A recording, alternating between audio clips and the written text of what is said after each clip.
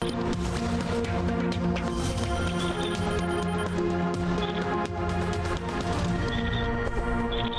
वालेकुम, मैं हूं अलीना फारूक शेख। कल एशिया कप में पाकिस्तान और भारत रिवायती हरीफ टकराए।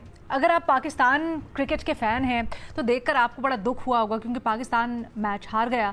लेकिन अगर आप क्रिकेट के खेलों के इन जनरल या फिर इसकी रूह, जिसको स्पोर्ट्स पर्सन स्पिरिट कहा जाता है, उसके उसूल के मानने वाले हैं तो आपको डबल दुख हुआ होगा। क्योंकि खेल में जो हुआ, खेल से पहले और बाद में जो भारतीय टीम का रवैया रहा, मैनेजमेंट का रवैया रहा, उसने सबको बड़ी तशवीश में मुब्तला कर दिया है। आपने मनाजिर भी मुलाहिजा किए। हुआ कुछ यूँ कि भारतीय कप्तान सूर्य कुमार यादव ने ना तो मैच में टॉस के वक्त या फिर जब रिवायती तौर पर होता है हारे या जीते, जो दोनों टीम्स हैं वो मुसाफा करती हैं, हाथ मिलाती हैं मैच ख़त्म होने के बाद, उस वक्त भी एक दूसरे से मुसाफा नहीं किया। भारतीय टीम चली गई फ़ौरन मैच के बाद अपने ड्रेसिंग रूम के अंदर और ड्रेसिंग रूम के दरवाजे लॉक कर दिए, कोई नहीं आया। फिर उसके बाद भारतीय कप्तान ने मज़ीद वजाहत की। जब उनसे सवाल हुआ, उन्होंने कहा जी टीम और मैनेजमेंट ने मैच से पहले ही ये तय कर लिया था कि हम ये हैंडशेक नहीं करेंगे, क्योंकि उनके मुताबिक स्पोर्ट्समैन स्पिरिट से बढ़कर कुछ चीज़ें होती हैं, और मैच उन्होंने डेडिकेट कर दिया पहलगाम वाक़े और अपनी आर्मी को। लेकिन यहाँ पर एक सवाल पैदा होता है। सवाल ये पैदा होता है कि जो मर्जी, जितने मर्जी हालात बुरे हों, हमेशा से हमने ये देखा है कि उसूलों का पास रखा जाता है। ख़ासकर खेल और सियासत को या खेल और दीगर चीज़ों को अलग रखा जाता है, और ये दुनिया का उसूल रहा है। अब इस रिवायत को तोड़ना, और हम देख रहे हैं सिर्फ इस मैच नहीं बल्कि इससे पहले भी कई दफ़ा इस तरह की चीज़ें हुई हैं। क्या ये जस्टिफाइड है? अब इसके ऊपर दो राय पाई जाती है और इसी दो राय को हम डिस्कस करेंगे। कुछ लोग तो ये समझते हैं कि इसके रद्द-ए-अमल में पाकिस्तान को भी शदीद रिएक्ट करना चाहिए, लेकिन कुछ लोग समझते हैं कि भारत अगर नादानी कर रहा है तो पाकिस्तान को उस राह पे नहीं चलना चाहिए। बहरहाल जी, पाकिस्तान ने अपना इनिशियल एक रद्द-ए-अमल दिखाया। कल पाकिस्तानी टीम में से कोई पोस्ट मैच प्रेस कॉन्फ्रेंस में नहीं आया और माइक हैसन ने बताया कि वो इसलिए है क्योंकि भारतीय टीम की तरफ से जो रवैया इख्तियार किया गया उसके ऊपर इंतहाई मायूस थे। फिर आज मोहसिन नकवी साहब, जो कि न सिर्फ पाकिस्तान क्रिकेट बोर्ड के चेयरमैन हैं, तो उन्होंने एक ख़त लिखा है आईसीसी को, और उन्होंने कहा है जी मैच रेफरी जो थे उनको हटाया जाए। अगर उनको नहीं हटाया जाता तो पाकिस्तान अगले मैचेस नहीं खेलेगा एशिया कप के। ये जो रिएक्शन दिया है पाकिस्तान ने, क्या वो दुरुस्त है? क्या इससे मज़ीद कुछ होना चाहिए आगे? ये सब कुछ डिस्कस करते हैं हम। हमें ज्वाइन करें इसके लिए इरशाद भट्टी साहब, एजाज सैयद साहब, शहजाद इकबाल साहब, महमल सरफराज साहिबा भी हमारे साथ मौजूद हैं। शहजाद, आपसे शुरू करते हैं।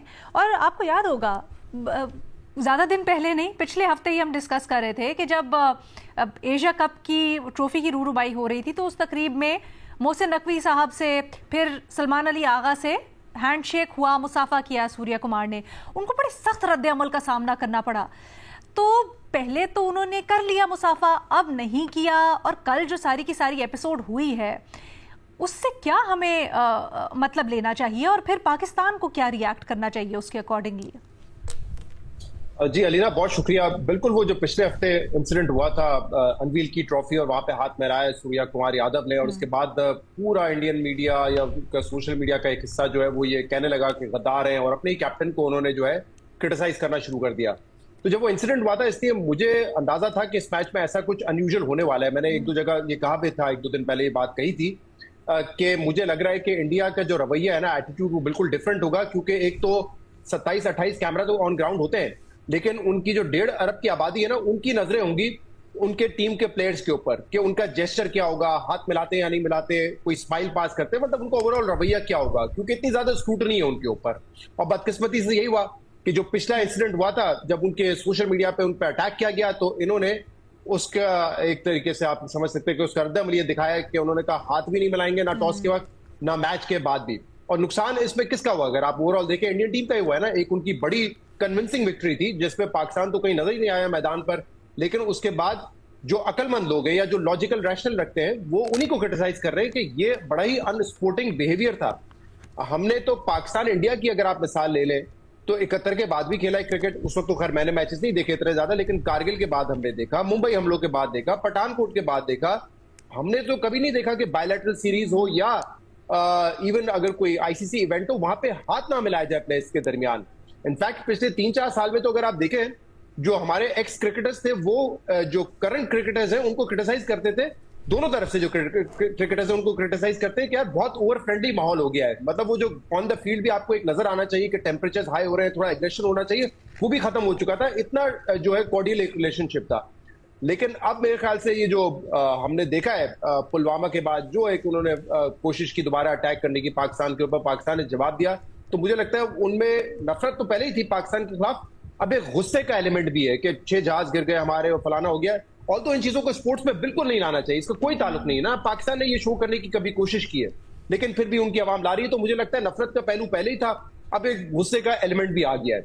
अच्छा, मैं अब इसमें जो इवेंट हुआ है, ये जो कल हुई 2-3 चीजें उस पर बात करना चाहूंगा। देखें, हमें तो पहले ये देखना है कि आईसीसी एक्शन क्या लेता है, क्योंकि एक जो पोस्ट मैच कॉन्फ्रेंस में उन्होंने बात की, उन्होंने ऑब्वियसली सियासी बात की जिसमें पहलगाम को भी लेकर आ गए, अपने आर्म फोर्सेस को भी लेकर आ गए। आईसीसी माजी में इसकी कभी इजाजत नहीं देता। इवन आप अपने जो जर्सीज या अपनी किट पर अगर कोई इस तरह की सिंबॉलिक चीज करते हैं, कोई पर्सनल मैसेज हो या कोई और सियासी मैसेज हो, आईसीसी उसको बिल्कुल अलाउ नहीं करता। हमने उस्मान ख्वाजा को देखा था जिसने सिर्फ ये लिखा था कि ऑल लाइव्स आर इक्वल।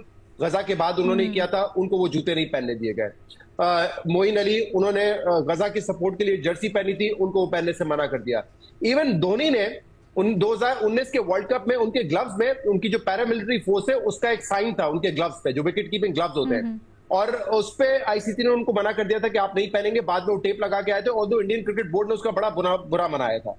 तो हमने ये देखा है कि आईसीसी इस तरह के जेस्चर्स को अलाउ नहीं करता है, इसलिए एक तो एक्शन लेना चाहिए आईसीसी को यहाँ पे। लेकिन यहाँ पे तो हम ये सुनने में आ रहा है, जो हमारी टीम के तर्जुमान ने बताया कि आईसीसी मैच रेफरी, ये कोई इंडियन क्रिकेट बोर्ड के मैच रेफरी नहीं होते, आईसीसी मैच रेफरी होते हैं। उन्होंने सलमान आगा से कहा कि आपने हाथ नहीं मिलाना है। I mean, can you imagine कि आईसीसी और उनका जो उनके जो भी ऑफिशियल्स है वो कितना ज्यादा बीसीसीआई के अंडर प्रेशर में होंगे, क्योंकि ऑब्वियसली रिक्वेस्ट तो इंडिया की तरफ से ही गई होगी ना, बीसीसीआई की तरफ से गई होगी कि हाथ नहीं मिलाएं, जो आईसीसी ने कन्वे की। तो मैं तो मतलब हैरानी की बात है कि इतना अनस्पोर्टिंग एटीट्यूड एक गवर्निंग बॉडी का कैसे हो सकता है, क्रिकेट काउंसिल का कैसे हो सकता है। तो मेरे ख्याल से ये डिमांड बिल्कुल ठीक है कि उन मैच रेफरी को तो हटाना चाहिए, और मेरे ख्याल से हमें इसके आगे भी कुछ करना चाहिए। तो मैं अप्रिशिएट करना चाहूंगा, बहुत अच्छा ये मेरे ख्याल से हमारी तरफ से एक रिएक्शन था, जिसमें हमने कोई उनकी तरह कोई पागलपन नहीं किया। हमने सिंपली कहा कि पोस्ट मैच प्रेस कॉन्फ्रेंस होती है, उसका हम हिस्सा नहीं बनेंगे। तो ये मेरे ख्याल से बड़ा जरूरी होता है, और हम अपना जो है अपना रद्द-ए-अमल या अपना एहतजाज रिकॉर्ड नहीं करवाते। तो बड़ा अच्छा किया हमने, कल पूरी दुनिया को ये हमने बताया कि अगर आपका इतना अनस्पोर्टिंग रवैया होगा ना, तो हम फिर जो है ज्यादा एंटरटेन नहीं करेंगे आपके प्रेस को, आपके मीडिया को या ऑफिशियल्स को, क्योंकि everyone is waiting. Mind you, post match press conference में इतने सारे इश्तेहारात लगे होते हैं, आपके स्पॉन्सर्स होते हैं वहां, आप आके बात करते हैं, और नॉर्मली जो भी कमेंटेटर होता है अनाउंस करता है वो स्पॉन्सर्स का नाम लेता है। You are boycotting that event. मेरे ख्याल से that should continue in the next match, अगर इंडिया का यही रवैया रहता है। और मेरे ख्याल से, जैसे आपने पूछा, मेरी एक सजेशन ये होगी कि जो हमारे प्लेयर्स हैं, अगर इंडिया के साथ हमारा दोबारा मैच होता है, जिसके चांसेस ज्यादा है, तो हमें एटलीस्ट काली पट्टी बांध के ब्लैक आर्म बैंड्स पहनने चाहिए और एहतजाज रिकॉर्ड कराना चाहिए of the unsporting attitude of Indian players जो उन्होंने किया है। तो ये हमें, ताकि दुनिया देखे ना तमाशा जो उनका बने, तो वो हमें जरूर दिखाना चाहिए। अब कल मैं देख रहा था विक्रांत गुप्ता साहब ने, जो अभी कुछ अर्से पहले पाकिस्तान में जब चैंपियंस ट्रॉफी भी यहाँ पे आए थे, एक बात पे मुकम्मल करूं, बड़ा उन्होंने एंजॉय किया पाकिस्तान आके। उन्होंने कल एक ट्वीट किया हुआ था कि सूर्या कुमार यादव हमारा हीरो है। उन्होंने जब पहले हाथ मिलाया था तो उनको बड़ी गालियां पड़ी थी, बड़ा क्रिटिसाइज किया था ट्रोल्स ने, लिहाजा उन्होंने अब जो है वो सेंटिमेंट शो किया है अपनी आवाम का। उसके नीचे ही जो इंडियंस हैं वो विक्रांत गुप्ता को गद्दार करा रहे हैं कि तुमने क्या किया है, तुम तो ये हो, उनकी पेट्रियोटिज्म पे शक कर रहे हैं। तो कैन यू इमेजिन, मतलब वो कह रहे हैं कि अवाम का जो रद्द-ए-अमल था, जो उनका सेंटिमेंट था, उसका रिफ्लेक्शन किया है सूर्या कुमार यादव ने। उनको खुद गालियां पड़ रही है ट्वीट पे कि तुम जो गद्दार हो, तुम पेट्रियोटिक नहीं हो। तो इसका मतलब ये कि जो पहले हुआ था इंडियन ट्रोल्स की जानिब से सूर्या कुमार यादव के साथ, वो जहालत थी, वो गलत था, उसको कंडेम करें, उसको जस्टिफाई करके अपना रवैया ये ना कर ले कि हम बिल्कुल एक अनस्पोर्टिंग एटीट्यूड के साथ खेलेंगे। अच्छा मेहमल, आपकी इसके ऊपर क्या राय है? क्या ये जो हरकत हुई है ये इंतहा पसंदी या भारत में जो इंतहा पसंद सोच पाई जाती है उसका एक रिफ्लेक्शन था, और क्या स्पोर्ट्स भी या भारतीय क्रिकेट भी उसकी यरगमाली हो गई है? देखिए ना, पहली चीज तो ये है कि जो आपने भारत के बारे में बात की, जब से वहां पर मोदी रिजीम आई है, आप देख लें कि सिवाय मजहबी जुनूनियत या जंगी जुनूनियत के अलावा वहां पर क्या है, आप उनकी हुकूमत देख लें, आप उनका गोदी मीडिया देख लें, आप उनके मोदी भक्त देख लें सोशल मीडिया के ऊपर, आप कुछ भी उनका उठा के देख लें, तो वो ये रिफ्लेक्ट करता है कि वहां पर सिर्फ और सिर्फ यही चीज चलती है। अगर तो भारत को इतना ही मसला था पाकिस्तान के साथ मैच खेलने से, तो फिर फोरफीट कर देते, ना खेलते। और खेलना भी था कोशिश मैच, तो की क्योंकि थी एक तरफ वैसे। तो नहीं एलिना, लेकिन वो किया नहीं ना। देखे ना, एक तरफ तो वो खेलना भी चाहते हैं कि खेलना नहीं भी नहीं, था, कोशिश नहीं तो की थी वैसे बिल्कुल भी। वो वो जो खेलना भी था एशिया क्योंकि कप में देखो आने ना। की बात कर रहे थे ना हम, वो रोंदी तो एक तरह से डाली थी उन्होंने पूरी। नहीं, रोंदी तो वो डालते हैं लीना, रोंदी डालना एक और है। मैं कह रही हूँ कि हाँ। ना खेलते ना मैच, तो अच्छा मैच भी आपको खेलना था, क्योंकि एक तरफ तो लीना ये फाइनेंशियल इशू है, ठीक है, दूसरी तरफ भारत जो है वो 2036 के ओलंपिक्स के लिए बिड कर रहा है। तो उसको लिए जब उन्होंने बिड करना है, तो उन्होंने इस तरह की जो है ना ज्यादा रोंदी नहीं डालनी, क्योंकि ये रिफ्लेक्ट करेगा उनकी बिड के ऊपर, तो ये भी एक वजह है।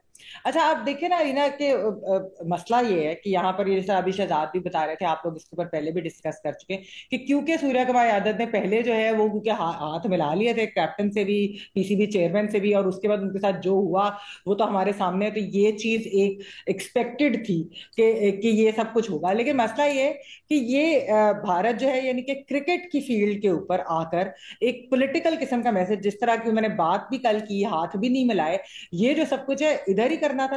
मतलब जहां पर असल में आपको हमें हराना चाहिए था, वहां पर तो आप हरा नहीं सके। जंग में तो हमने आपके जो है जेट्स भी गिराए, आपको भी हमने बहुत बुरी तरह से हराया, तो उधर तो आप हरा नहीं सके। अब आप क्रिकेटर्स के जरिए जो है हमसे को बदला लेना चाहते हैं। आपकी एयरफोर्स या फौज तो कुछ कर नहीं सकी, तो ये अब आप क्रिकेटर्स के थ्रू करना चाहते हैं। यानी कि आप स्पोर्ट्स के अंदर बार बार सियासत लाकर आप क्या मैसेज देना चाहते हैं? स्पोर्ट्समैन स्पिरिट तो है ही नहीं सिरे से। अच्छा, अब अलीना जी आप देख लें कि जो ये मैच रेफरी की बात हो रही है, बेसिकली उनका काम क्या होता है? उनका काम होता है कि एक जो स्पोर्ट्समैन स्पिरिट है उसको बरकरार रखना। अगर उनको इंडिया ने ये चीज कन्वे की थी, तो उन्हें चाहिए था कि उनको कन्विंस करते कि नहीं आप ऐसा ना करें, या ये कि आप अगर पाकिस्तान की टीम को इनके इस तरीके से, जिस तरीके से उन्होंने मना किया, ये आपको मैसेंजर है, आप कोई सिर्फ एक कन्वे करने के लिए तो नहीं, आपका काम तो कुछ और है। लेकिन अनफॉर्चुनेटली आपका काम तो बेसिकली है ना कि आपने स्पिरिट ऑफ क्रिकेट और डिसिप्लिन ये चीज मेंटेन रखनी है। लेकिन अनफॉर्चुनेटली हमें पता है कि आईसीसी को ये मालूम है, आईसीसी ऑफिशियल्स को, इन सारों को ये मालूम है कि हमारे करियर्स ऑन द लाइन होंगे अगर हमने इंडिया के खिलाफ कोई चीज कर दी। इसी वजह से जो है ना वो जाकर चुप करके बस इस तरह की बात करके आ गए, यानी कि कोई स्टैंड नहीं लेता इंडिया के ऊपर। और आईसीसी के डबल स्टैंडर्ड्स की बात अभी शहजाद जैसा बात करें, उसके डबल स्टैंडर्ड्स भी है।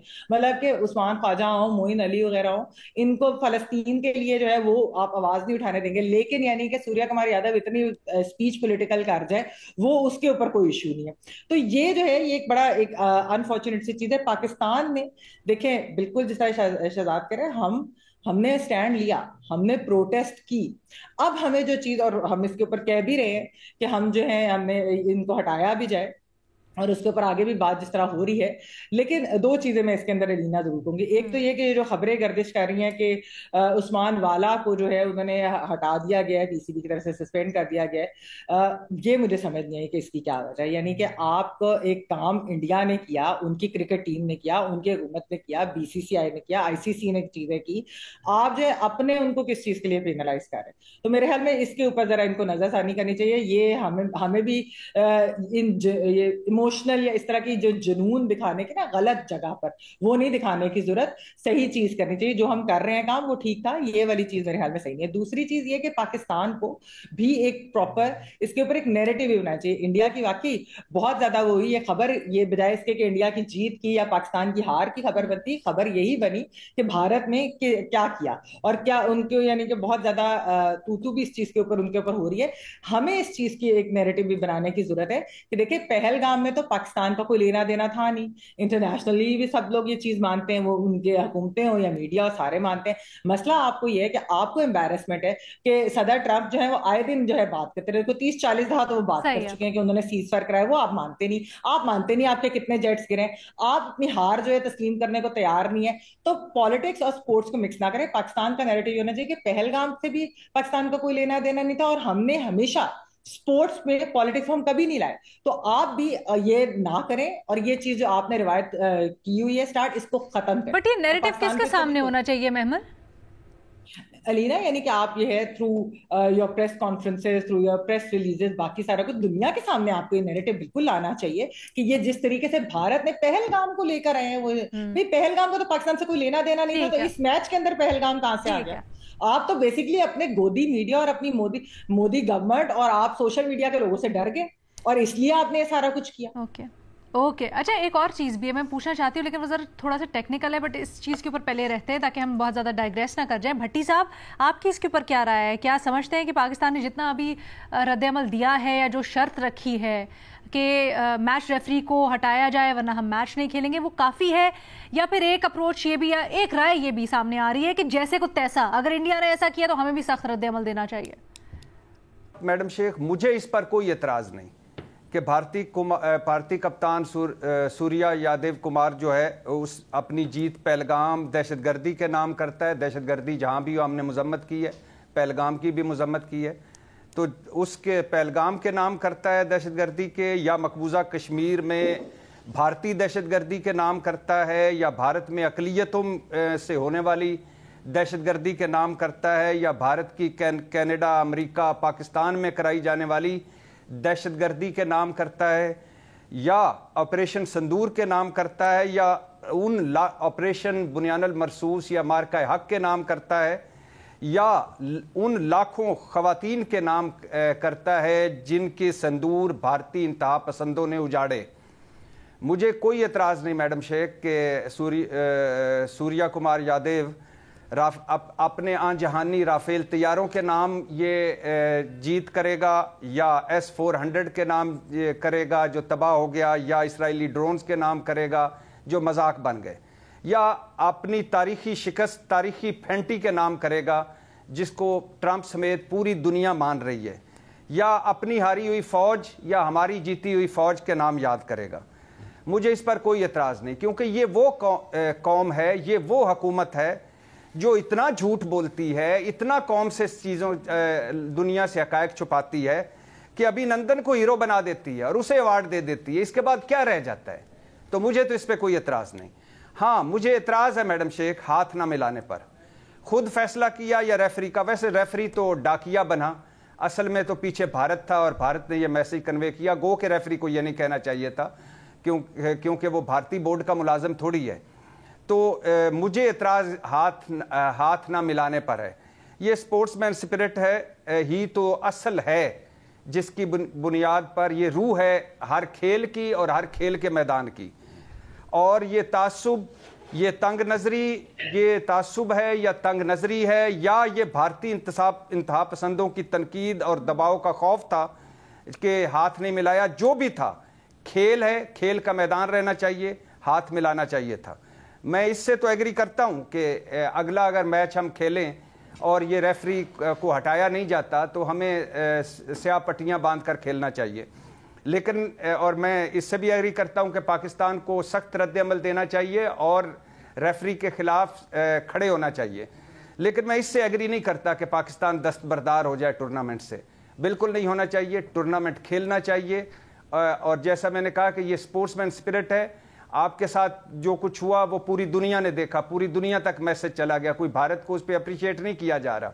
लिहाजा हमें टूर्नामेंट खेलना चाहिए और हमें इस टूर्नामेंट में रहना चाहिए और आखिरी मैच तक खेलना चाहिए। हाँ, हमें अपनी पूरी कोशिश करनी चाहिए और आईसीसी को बताना चाहिए कि इस तरह के मैच रेफरी जो हैं ये इस खेल को तबाह कर देंगे और इस खेल की जो असल रूह है, स्पोर्ट्समैन स्पिरिट, उसको ख़त्म कर देंगे।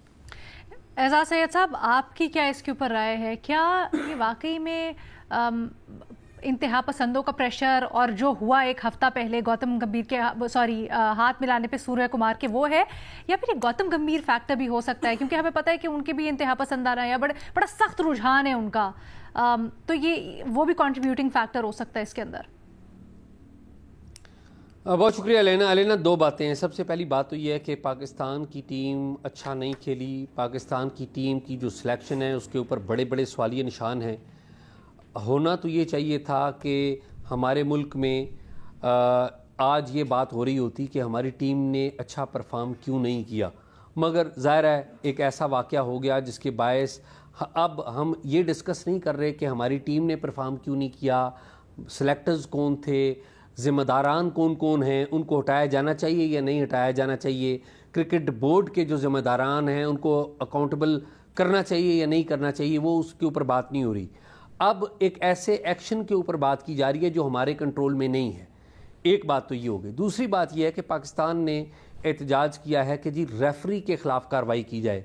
मेरा ख्याल है कि ये बड़ा गलत इकदाम किया गया है और लीगल एतबार से, मेरी कुछ एक्सपर्ट से बात हुई है, लीगल एतबार से हमने गलत स्टैंड ले लिया है। अच्छा। जो कोड ऑफ कंडक्ट है और रूल्स जो हैं उसमें कहीं पे भी रेफरी की ये जिम्मेदारी नहीं है कि वो हाथ मिलवाए या ना मिलवाए।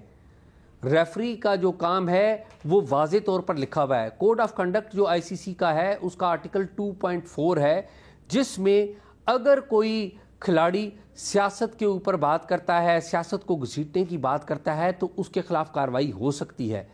जो आर्टिकल 2.4 के तहत हमें ज़रूर कंप्लेंट करनी चाहिए थी। भारत की जो क्रिकेट के कैप्टन हैं जिन्होंने सियासत को क्रिकेट के अंदर या खेल के मैदान के अंदर लाने की कोशिश की, और हमने क्या कर दिया, हम रेफरी के ऊपर चले गए क्योंकि हम खुद अकाउंटेबल हो रहे हैं। क्योंकि अगर ये मामला आज बड़ा उजागर नहीं होता तो फिर हमारे लोग अकाउंटेबिलिटी आज बैठकर कर रहे होते कि क्रिकेट बोर्ड का चेयरमैन कौन है, उसकी मेरिट क्या है, क्रिकेट के अंदर जो खिलाड़ी लगे हुए हैं उसका मेरिट क्या है, और ये कितनी कंसिस्टेंसी से जो क्रिकेट टीम अच्छा परफॉर्म नहीं कर रही तो इसके जिम्मेदारान कौन है, उनके खिलाफ कार्रवाई होनी चाहिए। हम वो बातें नहीं कर रहे।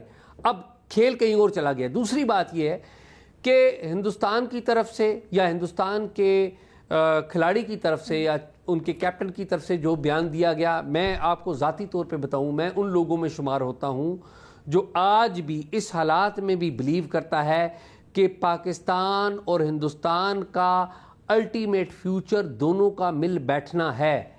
जो जितनी मर्जी लड़ाई हो जाए, जो मर्जी आप कर लें, आज नहीं तो कल, कल नहीं तो परसों, 5 साल, 10 साल, 50 साल बाद अल्टीमेटली आपने इकट्ठे बैठना है।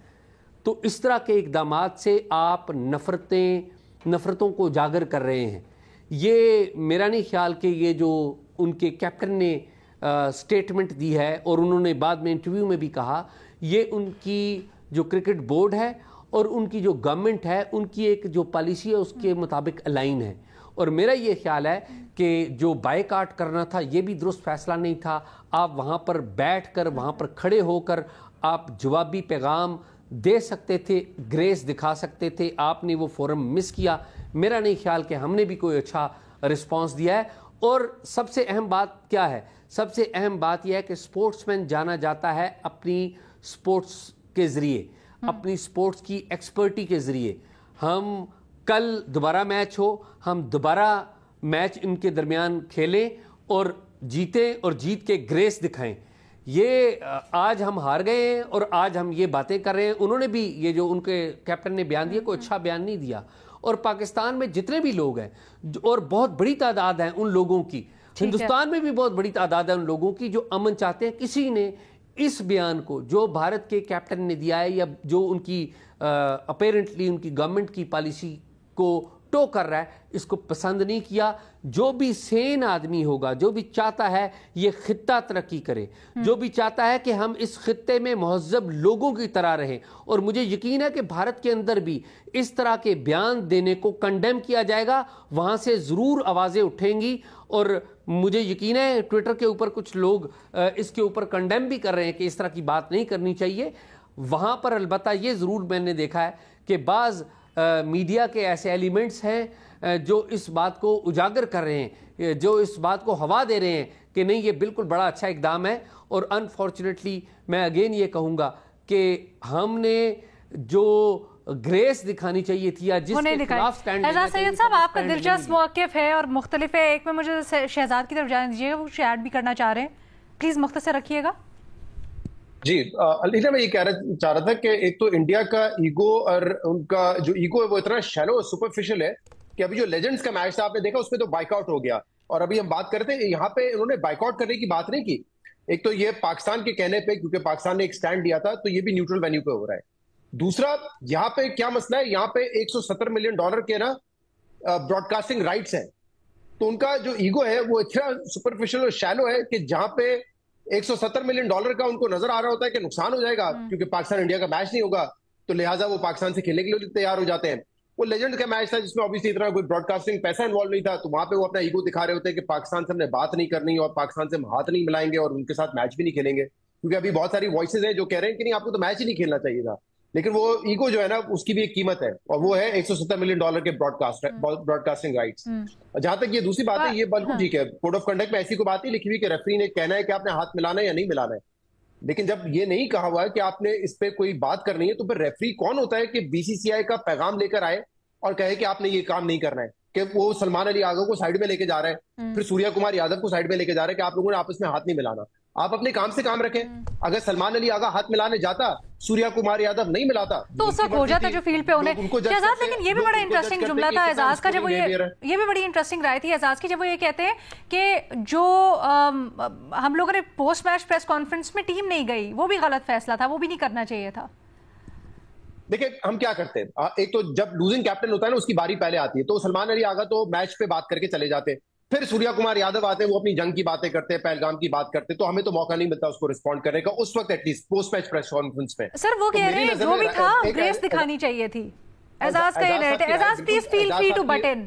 मैं एक मिनट जुमला मैं कह रहा हूं कि उनकी राय बिल्कुल एजाज साहब की हो सकती है, उनका तरीका ये ग्रेस दिखाने का। मेरे ख्याल से हमने जिस तरीके से जो एहतजाज किया उसमें हमने कोई बदतमीजी का पहलू नहीं था, उसमें हमने कोई जाराना रवैया नहीं दिखाया।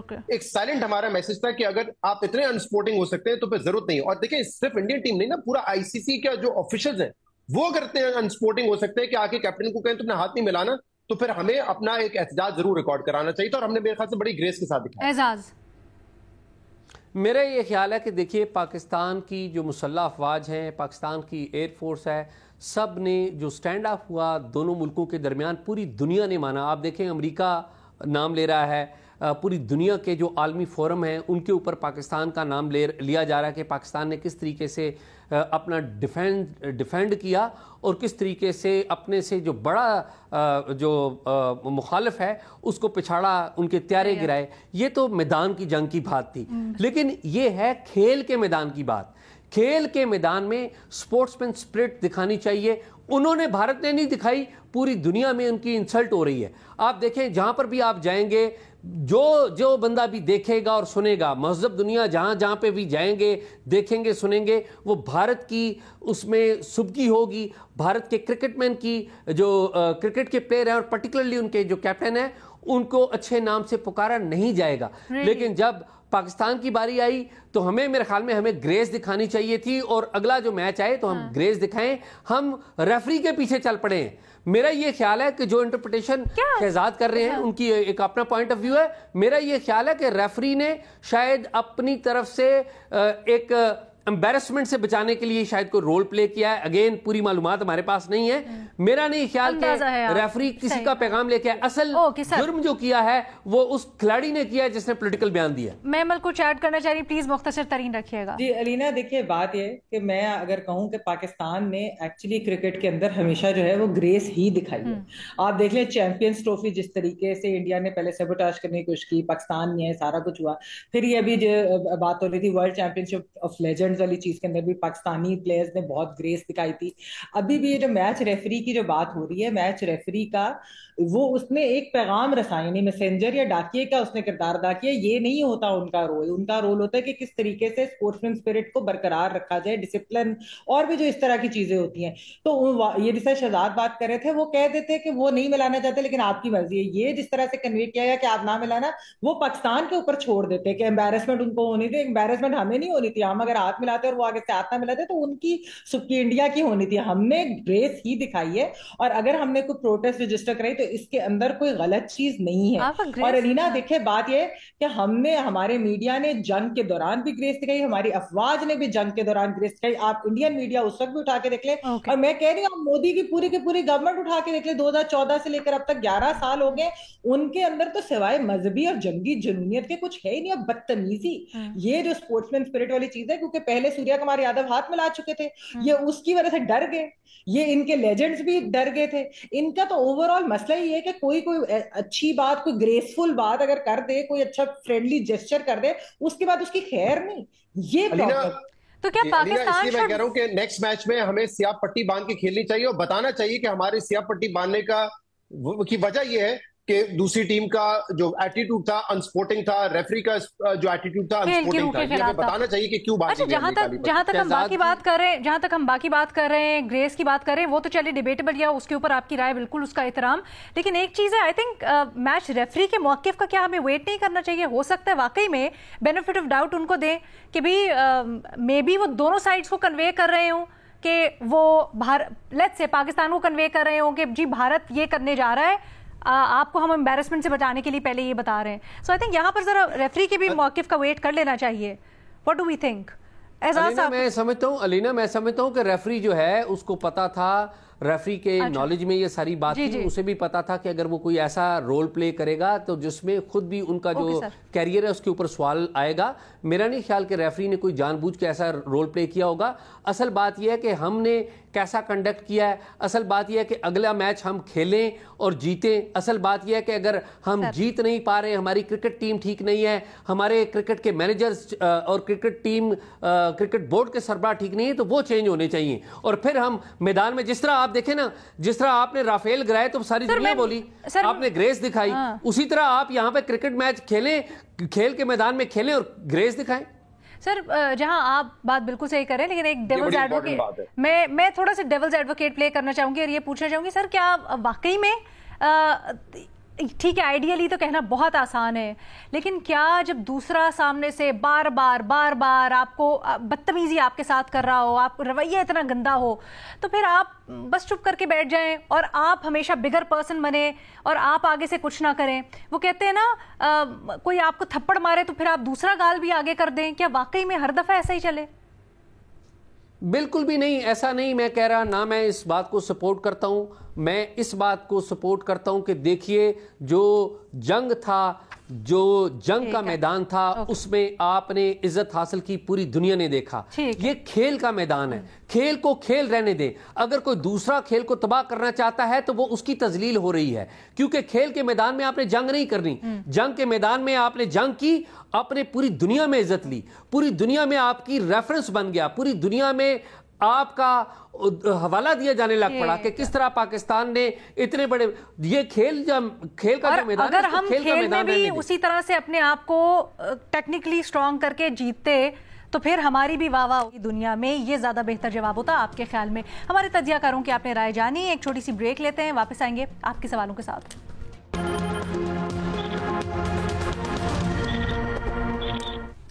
Welcome back. आप लोगों ने जो यूट्यूब के ऊपर सवाल भेजे हैं तज्जियाकारों के सामने रखते हैं। भट्टी साहब, पहला सवाल आपसे पूछा जा रहा है कि अली अमीन गंडापुर ने बयान दिया है कि 9 मई के बाद उनका पासपोर्ट ब्लॉक है, नया अप्लाई किया है लेकिन मिल नहीं रहा।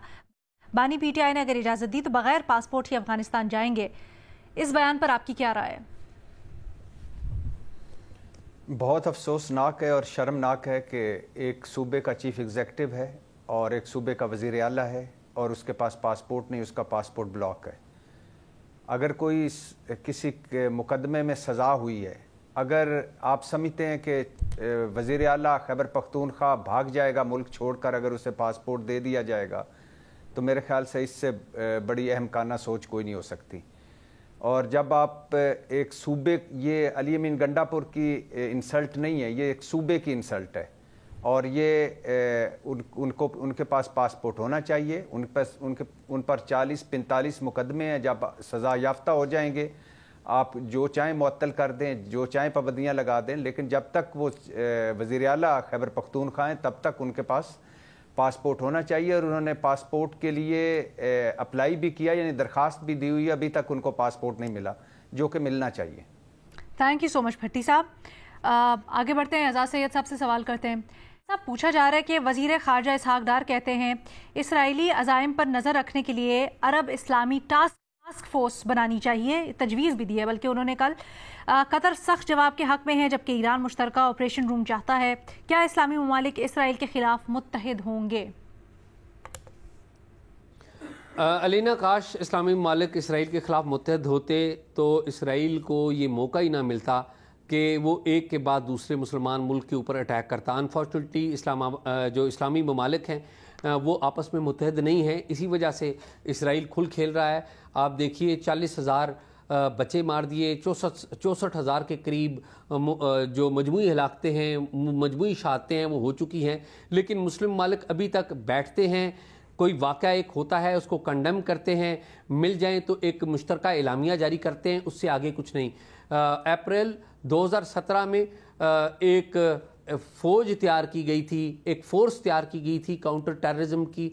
सऊदी अरेबिया ने एक अलायंस तैयार किया था काउंटर टेररिज्म के हवाले से, जिसका जो सरबराह है, कमांडर इन चीफ जो था, वो पाकिस्तान के साबिक आर्मी चीफ जनरल राहील शरीफ को तैनात किया था। लेकिन अभी तक हमें नहीं पता कि वो जो अलायंस बनाया गया था काउंटर टेररिज्म के लिए वो क्या कर रहा है या वो कब एक्टिवेट होगा। आप आज एक टास्क फोर्स बनाने की बात कर रहे हैं, तो पहले तो उस अलायंस की भी बात कर लीजिए, जो आपने बनाया था उसी को एक्टिवेट कर लीजिए।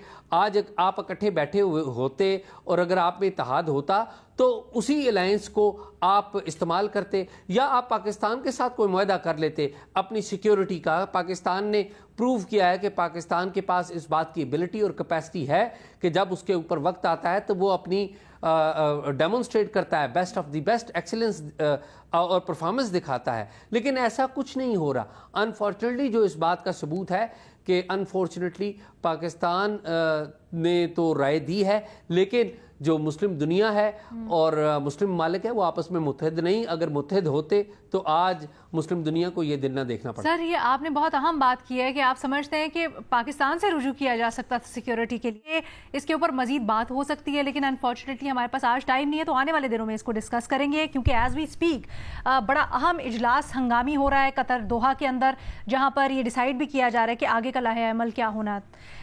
Thank you Ejaz. फिल वक्त हम आगे बढ़ते हैं, एक छोटी सी ब्रेक लेते हैं, ब्रेक के बाद वापस आएंगे, महमल और शहजाद का तज्जिया शामिल करेंगे।